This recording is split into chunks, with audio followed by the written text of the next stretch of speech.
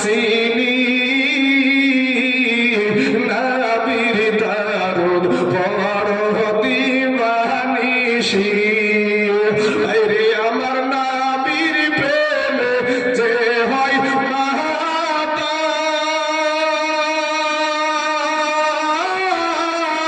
তার সম্মান রইছি রোকাল গো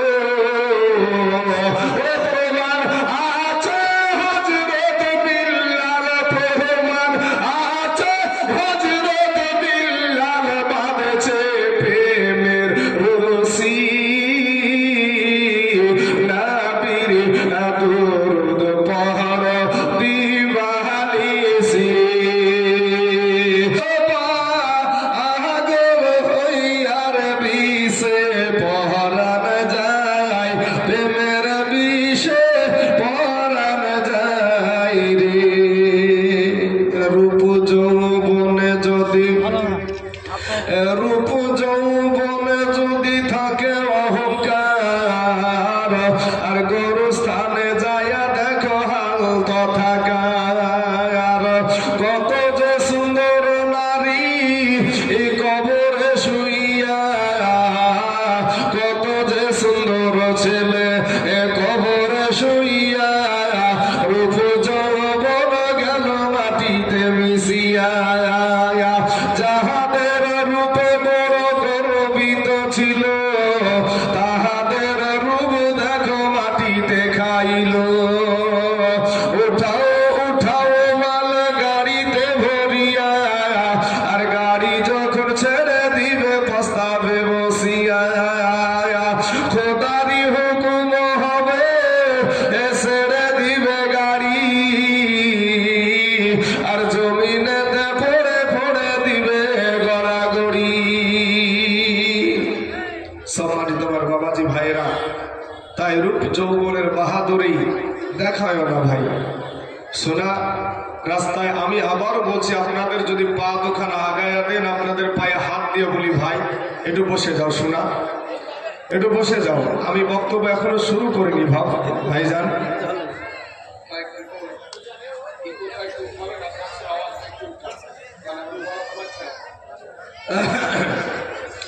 গলাটার পারবি কত বলে গেল বলছি গলাটার পারবি কত আর এই তো ঠান্ডা মৌসুম চলছে তো বাবাজি আপনি ভাত কিভাবে খাবেন তাতে নবীজির আদর্শ আছে চলুন এদিক ওদিকে না ঘোরাঘুরি করে মূল বক্তব্যতে যাই আপনি কিভাবে ভাত খাবেন তাতে নবীজির আদর্শ আছে আমার পূর্বের বক্তা বললেন না সুন্নাতের কথা তো সুন্নাতি নবীজি যেগুলা করেছে নবীজির কর্ম আমাদের ধর্ম নবীজির কর্ম আমাদের ধর্ম তো নবীজি কিভাবে ভাত খেয়েছেন সেইটাতে বাবাজি আদর্শ আছে 3 আঙ্গুলে ভাত খাওয়া সুন্নত আমাদের পাঁচ যে ঠেলাঠেলি খেলছে এগুলো কি জায়েজ কাজ এগুলো জায়েজ কাজ এই বাজার বসানোকে বন্ধ করেন ভাই কমিটির ভাইদেরকে বলবো বাজার বসানো জালসা দেন ঠিক আছে কোরআনের মাহফিল করেন ঠিক আছে কিন্তু কোরআনের মাহফিলের নামে যেইভাবে আমাদের মেলা খেলা চলছে ভাই যেখানে যাচ্ছি একই অবস্থা কিন্তু ইসলামিক শরীয়ত সম্মত যদি দেখতে যান এই বাজার কিন্তু বসানো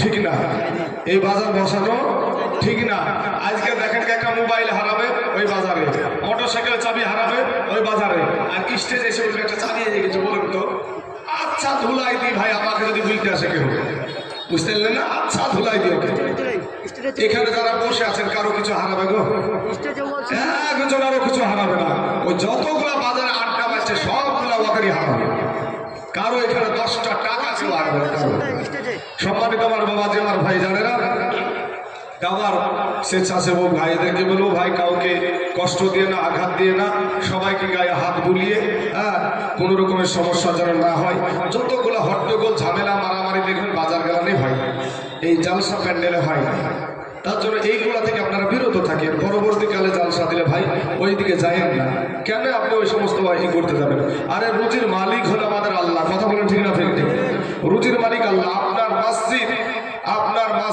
আমরা এই মুসলমানেরা যে কত বড় দানশীল আমরা জানি যখন আপনার বাবরি মসজিদে গিয়েছিলাম এই বাবরি মসজিদ যখন উদ্বোধন করলো কি নাম হুমায়ুন সাহেব আরে বাবা রে টাকা আর স্টেট ব্যাংকে নিতে পারছে পারছে না, হ্যাঁ প্রথম দিনই টাকা নিতে পারছে না। তো মুসলমানের বাচ্চা আমরা তো বাবা, এই মুসলমানেরা যেভাবে দান করে, পৃথিবীর জমিনে এমন কোন ধর্মের মানুষ নাই যে দান করতে পারে, বুঝলেন না? আর মুসলমানদেরকে ভয় দেখায় বাবা, এই শুভেন্দু বলো বাবা, যে আমাদেরকে ভয় দেখায়, রোহিঙ্গা বলে, পাকিস্তানি বলে, ওই শুভেন্দু যদি একবার বাবা জয় শ্রীরামের স্লোগান দেয়, তো মুসলমানেরা 1000 বার নারায়ে তাকবীরে ধ্বনি দিতে পারে। জোরে বলছে ঠিক না ঠিক? 1000 বার আমরা ওই শুভেন্দুকে দেখে 1000 বার আমরা নারায়ে তাকবীরে ধ্বনি দিতে পারবো। কিন্তু ওদের মতন আমরা বেয়াদব না, বুঝলেন না? ওদের মতন আমরা বেয়াদব না যে একটা জিনিস মানুষকে খেপিয়ে দিয়ে ঝামেলা লেগে দিব, এইরকম বেয়াদব না আমরা মুসলমানেরা, অত বেয়াদব না। কিন্তু মুসলমানেরা, একটা মুসলমান মদ খোর যদি হয়, গাঁজা খোর যদি হয়, কিন্তু তার মসজিদে আঘাত যদি হানতে আসে, মদ খোর ছাড়বে না, গাঁজা খোর ছাড়বে না, ছাড়বে? এই গান করা মালার নাম না কি? কোরআন নিয়ে কথা বললো, কোরআন নিয়ে গান করা মাল ওয়াসিম সরকারি গান করা মাল বলছে, ওই কোরআন নিয়ে এইদিক ওদিক গুলিয়েছে, বলার পরে তখন লাস্টে বেলা লাইভে এসে বলছে কিছু মুসলিম ভাইদের অন্তরে তো আঘাত লেগেছে, তো পুলিশ আমাকে মানা করছে মুর্শিদাবাদ দিয়ে যারা যাইও না, মালদা দিয়ে যারা যাইও না। তো ধরো আমরা কেউ কিছু বলিছে, ওতে কেউ কিছু বলিনি। আরে বাবা, এই হক পন্থীকে দেখে সবাই ভয় পায়, হক পন্থীকে দেখে সবাই ভয় পায়। বদরের প্রান্তরে আপনার নবীর সাহাবীদের হাতে তরবারি ছিল না, খেজুরের ডাল, খেজুরের ডালকে আমার আল্লাহ তরবারি বানিয়ে দিয়েছিল। এ শুভেন্দু অধিকারী, তারা শোন, আমাদের হাতে প্রশাসন নাই, আমাদের অস্ত্র নাই, আমাদের বন্দুক নাই, কিন্তু মুসলমানদের জন্য রাস্তার পাথর আছে। কথা বলে ঠিক না ঠিক? আপনাদের ভয় লাগছে নাকি বা? হ্যাঁ ভয় লাগছে না? তাহলে একটু হ্যাঁ হো করেন, একটু হ্যাঁ হো করেন বাবা। যে আমার সোনা মালিকেরা, আমরা নবীজির আদর্শে আদর্শিত।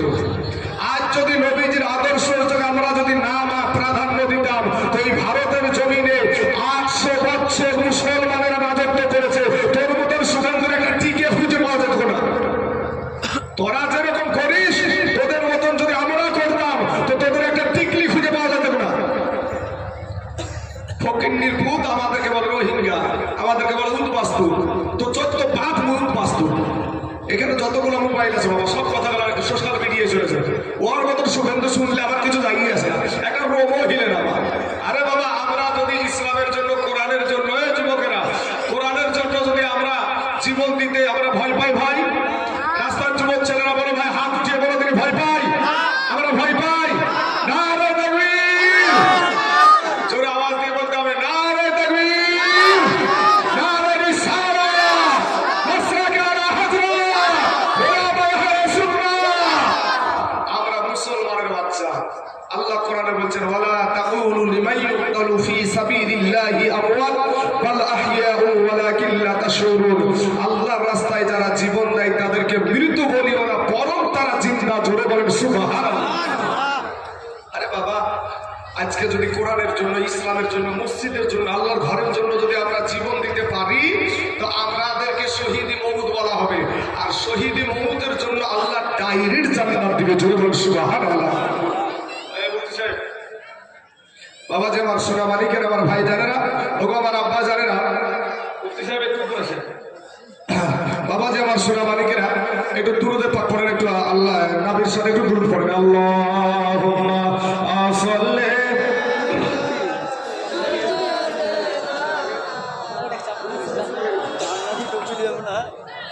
ওয়ালা আলি সাইয়্যিদিনা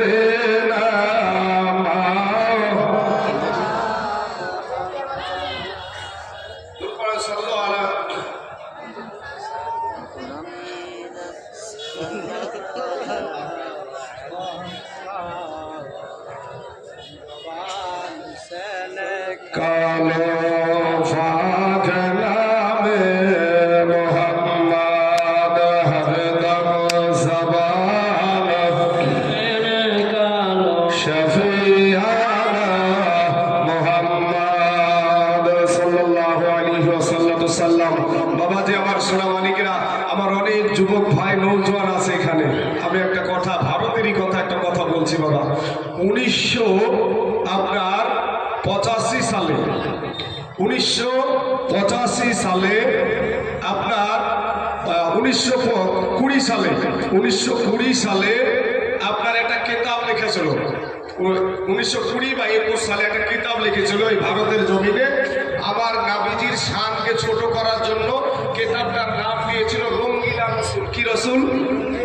রঙ্গিলা রসুল। জোরে বলে নাউজুবিল্লাহ। তো মাকে জাহান্নামে পাঠাচ্ছিল আমার মতো মৌলবি না বাবা, মুফতি সাহেব না, কোন বাবাজি পীর সাহেব না, আমার এইরকম নৌজওয়ান তরুণ যুবক ছেলে একটা কাঠ মিস্ত্রি। কি মিস্ত্রি? কাঠের মিস্ত্রি। মৌলবি সাহেব না, মুফতি সাহেব না, বুঝতে পারলেন না? একটা তরুণ যুবক ছেলে নাবির প্রেম কত থাকলে বলেন নিজেকে এরকম ভাবে উৎসর্গ করতে পারে। তো রঙ্গিলা রসুল কিতাব যখন লিখলো তো মুসলমানেরা আন্দোলন করতে শুরু করলো, রাস্তায় নেমে পড়লো যে আমার নাবির শানকে কেন ছোট করা হলো, আমার নাবির শানকে নিয়ে কেন বেইজ্জতি করে এই বই লেখা হলো।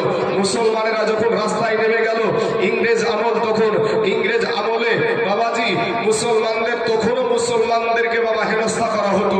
তো তাকে পাকড়াও করেছিল, কিন্তু 6 মাসের মাথাতে তাকে ছেড়ে দিয়েছিল। আর যেই 23 বছরের যুবক ছেলেটা তাকে জাহান্নামে পাঠিয়েছিল, তার নাম ছিল ভাই ইলমুদ্দিন, কেউ আলিমুদ্দিন নামেও চিনে। 23 বছরের ছেলে, আপনাদের মতন যুবক ছেলে। তো সেই ওই বইটা প্রকাশ করেছিল 1927 সালে। 1927 সালে বইটা প্রকাশ যখন হলো, সেই রাজপাল সিং নামে বইটা প্রকাশ করেছিল। তো বইটা প্রকাশ করার পরে এবার আপনার এই ইলমুদ্দিন রহমতুল্লাহ আলাইহি উনি ওনার কিছু টাকা গুছিয়ে একটা চাকু কিনেছিলেন। একটা চাকু কিনে মায়ের কাছে গিয়ে বলছে, মা গো, ওগো আমার মা, বিদায় দাও গো মা, বিদায় দাও, আমাকে তুমি জন্মের মতন বিদায় দাও। মা গো, আমাকে দুধের দাবি তুমি আমাকে মাফ করে দাও। ইলমুদ্দিনের মা ডাক দিয়া বলে, বেটা রে, ওরে বেটা, কেন রে বেটা, কি হয়েছে? ডাক দিয়া বলে, মা গো, আমি তোমাকে একটা প্রশ্ন করবো গো মা, মা প্রশ্নের উত্তর খানা দাও। বলে, কি প্রশ্ন বল বেটা? বেটা ডাক দিয়া বলে, মা গো, আমার নবী কি রঙ্গিলা রসুল ছিল নাকি? মা জননী সঙ্গে সঙ্গে নাউজুবিল্লাহ পড়ে বলছে, বেটা রে, আমার নবীজি রঙ্গিলা রসুল ছিল না, আমার নবীর আদর্শ হলো ওয়া ইন্নাকা লাআলা খুলুকিন আযীম। আমার নবীকে কোরআনে সিরাতুন নবী বলা হয় নাই, আমার নবীকে কোরআনে বলেছেন আখলাকুন নবী। জোরে বলেন সুবহানাল্লাহ, যার ভিতরে কোনো ভুল নাই। বলে, মা গো, তাই যদি হয় তাহলে মা তুমি আমাকে বিদায় দাও। আমার নবীর শানে যে বেয়াদবিমূলক কথা লিখেছে, কিতাবে লিখেছে, আমি তাকে দুনিয়াতে বাঁচতে দেব না।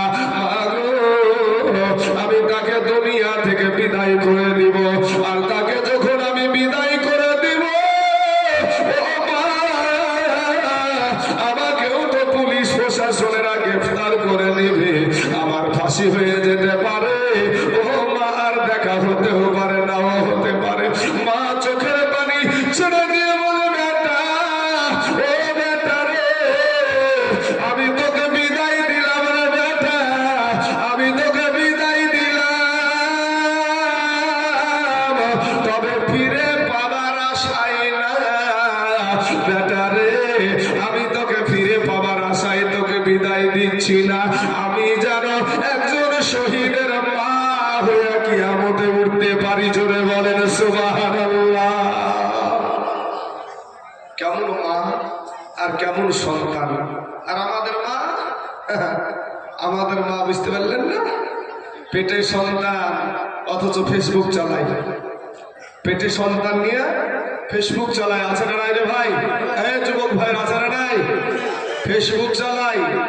তারপরে বাবাজি আমার সোনা মালিকেরা এক ওয়াক্ত নামাজও পড়ে না, পেটে বাচ্চা নিয়ে এক ওয়াক্ত নামাজ পড়ে না। পর্দা করে না।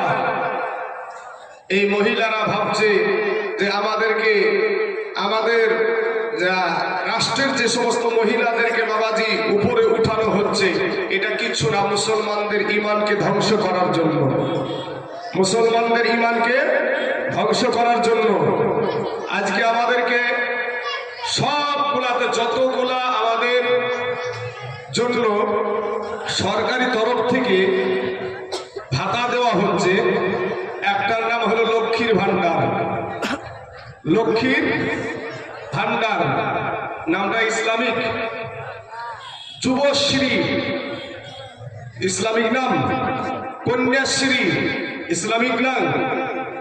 বাবাজি আমার সোনা মানিকেরা, একটু ভিতর ঘাটিয়ে দেখেন যে আপনার ইমানটাকে কিভাবে নিচ্ছে। যেই টাকাটা আমার মাকে দিচ্ছে, আমার বিবিকে দিচ্ছে, ওই টাকাটাও আমার সংসারে আসছে, আপনার সংসারে আসছে। একটা পুরুষকে দিল না কেন? একটা পুরুষকে দেয় না কেন? এর ভিতরে কিছু বুঝতে হবে যে আমাদের ইমানটাকে ধ্বংস করার জন্য সব রকমের প্রচেষ্টা। আর যদি মুসলমানের ইমান ধ্বংস হয়ে যায়, তাহলে মুসলমানদেরকে ঘায়েল করতে তাদের অসুবিধা হবে না। দেখছেন না আমাদের মধ্যেকার কিছু বাবাজি মৌলবীরা আজ নেতা হয়ে গেছে, এ মুখে ঠাটা পড়েছে। আজ ওয়াকফ সম্পত্তি নিয়ে বাবাজি, ওয়াকফ সম্পত্তি নিয়ে যখন বাবা বিল পাস করলো, সংসদে বিল পাস করলো, তখন বাবারে যারা নেতাগিরি করে, যেই নেতারা মুসলমানদের ভোটে নেতা হয়েছে, সেই মুসলমানদের মসজিদরা কোন যেই মৌলবীগুলো আপনার নেতা হয়েছে, একটা মৌলবী মুখ খুলে না। অথচ এই মসজিদের জমি কাদের জমি? মুসলমানের জমি না? এই মসজিদের জমি মুসলমানের জমি, গরুস্থানের জমি মুসলমানের জমি, ঈদগাহার জমি মুসলমানের জমি, কবরস্থানের জমি মুসলমানদের জমি, কারো বাবার জমি নাই, এটা মুসলমানদের জমি। ওয়াকফ সম্পত্তি মুসলমানেরা, এই মুসলমানেরা দান করে, আর ওদের বাবাদের লাল পড়ছে, ওদের লাল পড়ছে। যুবক ভাই, এই ওয়াকফ সম্পত্তি যদি চলে যায়, তোমার মা জননীর কবরের উপরে বুলডুজার চলবে। তুমি বুঝি নিও, ভেবে নিও না যে তুমি এই দিন থাকবে। এমন সামনে দিন আসছে, দেখিলা না এশায়ারে মুসলমানের লাইন দেখিলা না? মুসলমানদেরকে কিভাবে টর্চারিং করছে, কিভাবে কষ্ট দিচ্ছে। ভাই শোনা, আমি 3000 টাকা ভাতাখোর মৌলবীদেরকে বলবো, ভাই মৌলবী শোনো, তোমার এই দুনিয়ায় থাকবে, এই দুনিয়া শুধু কি বাবাজি আপনারাই খারাপ থাকবে বলে কি মৌলবীদেরকে ছাড় নাই বাবা? মৌলবী হলে কি জান্নাতে নাকি ভাবছেন? মৌলবী হলে জান্নাতে নাকি? হ্যাঁ বাবাজি, 3000 টাকা ভাতা পেয়ে যদি দালালি করে, ও মৌলবী বাবাজি ওদের সাথে যাবে, ওদের সঙ্গেই যাবে। তাই আমি বলবো যে বাবা, হক কথা বলতে পিছপা হয়ে না। রুজির মালিক হলো আল্লাহ, মায়ের পেটে রুজি দিয়েছে আমার আল্লাহ। এই যুবকেরা, মায়ের পেটে সন্তান জীবিত থাকে না মৃত্যু থাকে গো? জীবিত থাকে। আচ্ছা, জীবিত থাকতে হলে খাবারের প্রয়োজন হয়, জীবিত থাকতে হলে খাবারের প্রয়োজন হয়। মায়ের পেটে মনে হয় খাদ্য সুরক্ষার কার্ড দিয়েছিল নাকি? কি যুবক ভাইয়েরা, মায়ের পেটে খাদ্য সুরক্ষার কার্ড দিয়েছিল? মায়ের পেটে তো কোনো প্রধানমন্ত্রী ভাবে নাই, কোনো মুখ্যমন্ত্রী ভাবে নাই, কোনো জজ ব্যারিস্টার ভাবে নাই। ভেবেছে কে? ভেবেছে আমার আল্লাহ। আমার আল্লাহ বলে, বান্দা রে, আমি তোর আল্লাহ তোকে দুনিয়াতে পাঠিয়েছি, তুই কি খেয়ে বেঁচে থাকবি সেটা আমি আল্লাহ সেটা রেডি করে রেখেছি। আপনার আমার মা জননী মাসে মাসে একটা অসুখ হয় বাবা, যখন পেটে বাচ্চা আছে অটোমেটিক অসুখটা ভালো হয়ে যায়, কোন ডাক্তারের দরকার হয় না। আমার আল্লাহ ওই রক্তটাকে বাচ্চার নাভির সাথে সেট করে দিয়ে বাচ্চার শরীরে ওই রক্তটা পুশ করে বাচ্চাকে মায়ের পেটে হেফাজত করে রাখে। যদি বলেন সুবহানাল্লাহ। এরপরে আবার যখন দুনিয়াতে আসলেন, আসার পরে আপনি যখন কি খাবেন? মোটা খাবার তো খেতে পারবেন না, ভাত খাবার তো খেতে পারবেন না, রেশন দোকানের বাবাজি ওই আটা তো আর খেতে পারবেন না।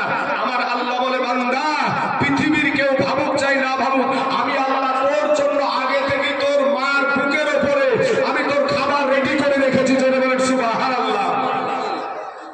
আর তুমি দরদ দেখাও, আরে আল্লাহ আমার মা বাপের চাইতে আমার কোটি কোটি কোটি গুণ আমার আল্লাহ আমাদেরকে বেশি ভালোবাসে। যদি বলেন সুবহানাল্লাহ। আমার বক্তব্যটা ছিল ইলমুদ্দিনের কাছে, একটা যুবক ছেলেদেরকে নিয়ে আমার ওয়াজটা যে হতো। তো বাবাজি ইলমুদ্দিন রহমতুল্লাহ আলাই মায়ের কাছে বিদায় নিয়ে নিল। মায়ের কাছে বিদায় নিয়ে এখন তো রাজপাল সিংকে চিনে না, রাজপাল সিংকে চিনে না। তখন বাংলাদেশ পাকিস্তান ইন্ডিয়া সব এক ছিল, বাংলাদেশ পাকিস্তান ইন্ডিয়া তখন এক ছিল। তো বাবাজি সেই সময়তে লাহোরে আপনার ওই লাইব্রেরি, যে লাইব্রেরিতে লেখা হয়েছিল, খোঁজে খোঁজে খোঁজে খোঁজে খোঁজে খোঁজে খোঁজে ওই লাইব্রেরির কাছে গিয়ে হাজির হয়েছে। চিনে না যে কোনটা রাজপাল সিং। ওই ইলমুদ্দিন রহমতুল্লাহ আলাইহি একটা ডাক দিয়ে বলছেন, একজনকে জিজ্ঞাসা করে, ভাই গো এখানে রাজপাল সিং কোনটা, তুমি কি বলতে পারো? আমি তার সঙ্গে একটু সাক্ষাৎ করতে চাই, তার সঙ্গে একটু দেখা করতে চাই। অমনি বাবা ওই লাইব্রেরির ভিতরে রাজপাল সিং ঢুকছিল, প্রবেশ করছিল। এমন সময়তে বলে, ওই দেখো ওইটা হলো রাজপাল সিং, উনি হলেন সেই রাজপাল সিং। এ বাবা 23 বছরের যুবক, 23 বছরের নৌজওয়ান তরুণ একটা ছেলে, কাঠের মিস্ত্রি বাবা। এই তো রাজ আপনার এই তরুণ ছেলে ইলমুদ্দিন রহমতুল্লাহ আলাইহি বাবা টুক টুক টুক টুক টুক টুক টুক টুক করে ওই লাইব্রেরির ভিতরে বাবা চলে গেল। রাজপাল সিংকে জিজ্ঞাসা করে, আপনার নাম কি? রাজপাল। বলে, হ্যাঁ আমার নাম রাজপাল। বলে, রাজপাল রে, আমি হইলাম একটা মুসলমান, আর আমার সম্পদ হলো ঈমান, আমার সম্পদ হলো নবী মুস্তাফা। তার সাথে তুই বেয়াদবি করেছিস, তোকে আর দুনিয়াতে বাঁচতে দেব না। বলার সঙ্গে সঙ্গে বাবা ভিতর থেকে ছুরিটা বের করে অমনি বাবাজি তাকে তুমিও আপনার আঘাত করে দিল। যখন আঘাত করে, বারবার আঘাত করার পরে বাবাজি ওই রাজপাল সিং বাবা জমিনে পড়ে গেল। সাথে সাথে ওখান থেকে বাবাজি দুনিয়া থেকে বিদায় নিয়ে নিল রে বাবা। ওকে রুহটা বের করে নিয়ে চলে গেল। রাজপাল সিংকে ওই 23 বছরের যুবক বাবা রে, ওই 23 বছরের যুবক তাকে মার্ডার করার পরে, তাকে কতল করার পরে ওখান থেকে পালিয়ে গিয়েছিল না। কিভাবে দাঁড়িয়েছিল, ইংরেজদের প্রশাসন এসে বাবা তাকে গ্রেফতার করে নিল। মুসলমানেরা বলেছিল, ভাই ও ইলমুদ্দিন ভাই, তুমি একটা বার শুধু বলবা যে যখন আমি রাজপালকে মারি আমার তখন হুঁশ ছিল না, জ্ঞান ছিল না। এরপরে যা করার আমরা উকিলেরা করে নিব। এ মুসলমানেরা ওই রাজপাল সিং এর বাবা তাকে, যে রাজপাল সিংকে যে জাহান্নামে পাঠিয়ে দিয়েছিল, 23 বছরের আমার একটা কালো ভালো ভাই, 23 বছরের একটা যুবক ছেলে, নওজোয়ান তরুণ ছেলে, একটা ডাক দিয়ে বলেছিল, ও মুসলমানেরা গো, ও কালেমাওয়ালারা শোনেন, আমি মিথ্যা কথার আশ্রয় নিব না, আমি একটাও মিথ্যা কথা বলবো না। আমি স্বইচ্ছায় সজ্ঞানে আমার নবীর সাথে বেয়াদবি করার জন্য আমি তাকে জাহান্নামে পাঠিয়ে দিয়েছি। এ বাবাজি, যখন আপনার ইলমুদ্দিনকে কাঠগড়ায় উঠানো হলো, কাঠগড়াতেও গিয়ে একটুও বাবাজি তার মনটা ভারী ছিল না, একটুও তার মনটা ভারী ছিল না, একটুও ভয় ছিল না। ও বাবা রে, জজ সাহেবকে বলে দিয়েছিল আমি তাকে হত্যা করেছি, আমি তাকে কতল করেছি। কারণ কি? কারণ হলো